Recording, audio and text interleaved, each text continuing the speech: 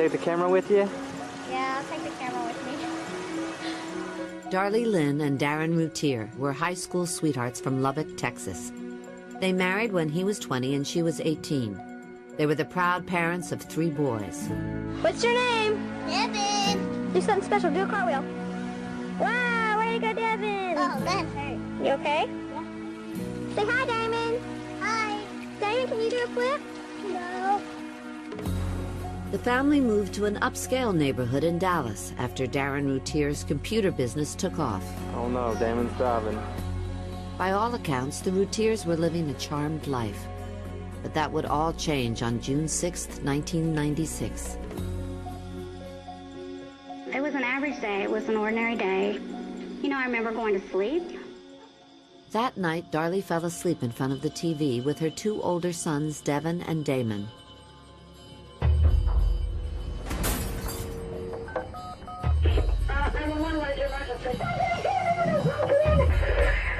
Ma'am?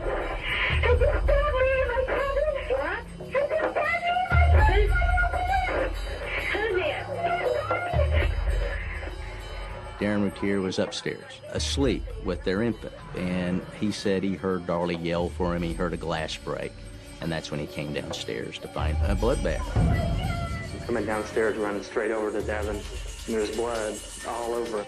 6-year-old Devin Routier had 2 devastating wounds to his chest. They went completely through his body. He was impaled by a large knife. Darren tried to perform CPR.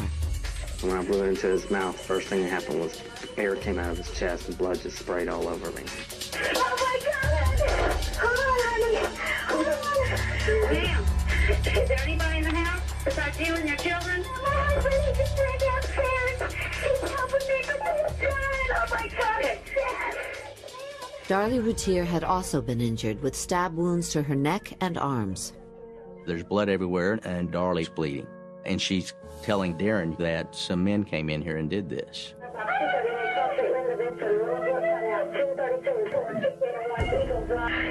Hey, listen, ma'am. You need to let the officers in the front door, okay? The first 2 officers who arrived, I think, essentially were just shocked. One of the boys was dead, but the other was alive. Damon was found near a wall, and he'd been stabbed multiple times in the back. He was barely alive, and he put down a bloody palm print to help himself up. When paramedics arrived, 6-year-old Devin was already dead. As they tried to revive 5-year-old Damon, he gasped his final breath. I got a phone call at 3 o'clock in the morning. Devin and Damon are dead, and Darlie Lynn might be dying. And I just started screaming.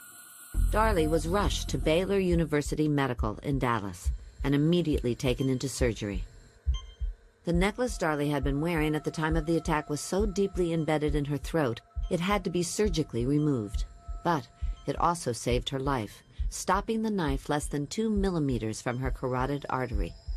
The surgeon who treated Darlie, he took my hand and he said that she was lucky to have survived this. When Darlie awoke from anesthesia, 2 detectives from the Rowlett Police Department were waiting to interview her. The story was an assailant was in there. She woke up and a man was over her, and she started fighting with him. And she really wouldn't give any type of description because she said she couldn't remember. And couldn't remember his face and couldn't remember anything about him. At the crime scene, detectives tried to gather pieces to a murky puzzle.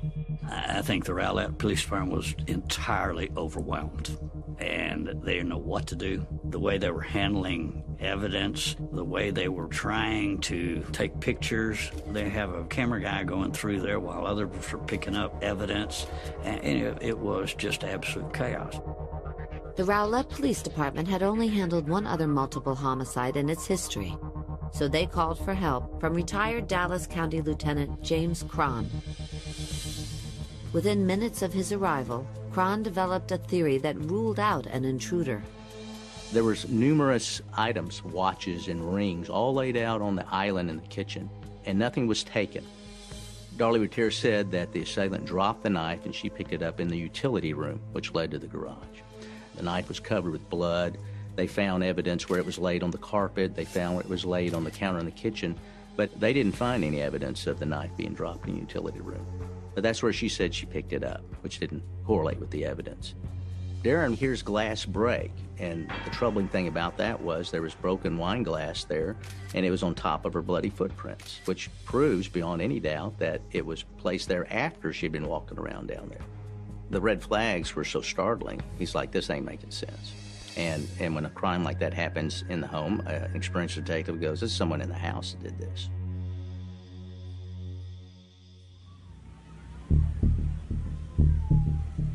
As word of the murders spread, news crews descended on the Routier home. She was bleeding all over her neck, and she said, take care of my baby, just take care of my baby.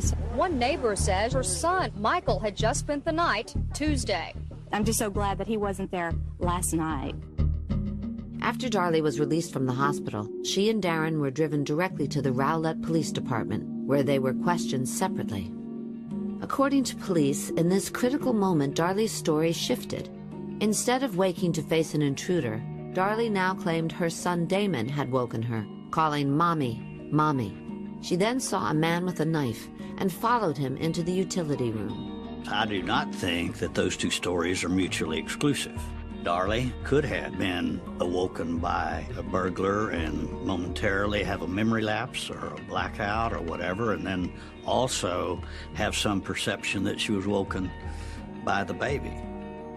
All I was thinking about was trying to save the babies. I mean, Darren and I tried to save the babies, but it was too late and the babies were gone. But we tried, and we have to live with that forever.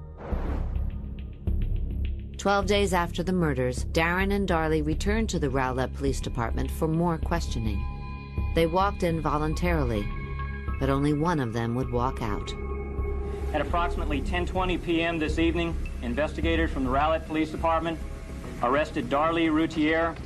As for the father, Darren Routier, at this point we do not believe that he was involved in the murders.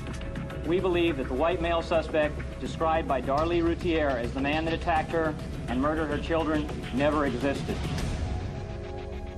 I watched it on the 10 o'clock news, my daughter being arrested. Had no clue. Had no idea. I looked up and there's Darlie in handcuffs, crying.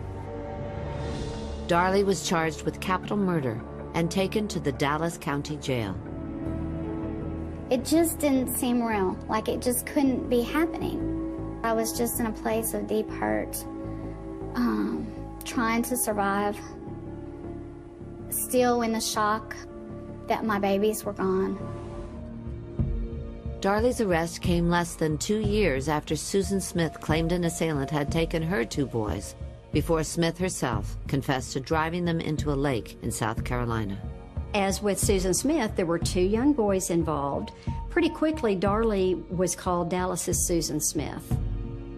She is not a Susan Smith, and we're going to prove this. Concerned that Darlie might be released on bail, Child Protective Services came to take her son, Drake, away from Darlie's mother. I said, you're not taking Drake. We haven't done anything wrong. And she said, well, you think Darlie's innocent, so we can't be assured that you'll protect him. And I said, my daughter is innocent until proven guilty, or is it changed now? Drake was temporarily placed in a foster home. And with Darlie's trial approaching, the media spotlight only intensified. Sources say the Routiers may have been in financial trouble and had recently taken out large insurance policies on the 2 boys. The Routiers tried to fight back. There were 2 $5,000 life insurance policies. That was not enough to even bury the boys. I'll stand behind Darlie 150%. I know she didn't do it. I know all the millions of little pieces of this puzzle that will come out in the trial. After their radio interview, Darlie's mother and Darren were handed subpoenas for violating a gag order against talking about the case. To represent them, they hired legendary Dallas attorney Douglas Mulder, who also agreed to take on Darlie's case. It is an interesting case, and I'm going to look forward to trying it. I'm very happy. For what reason? He's the best.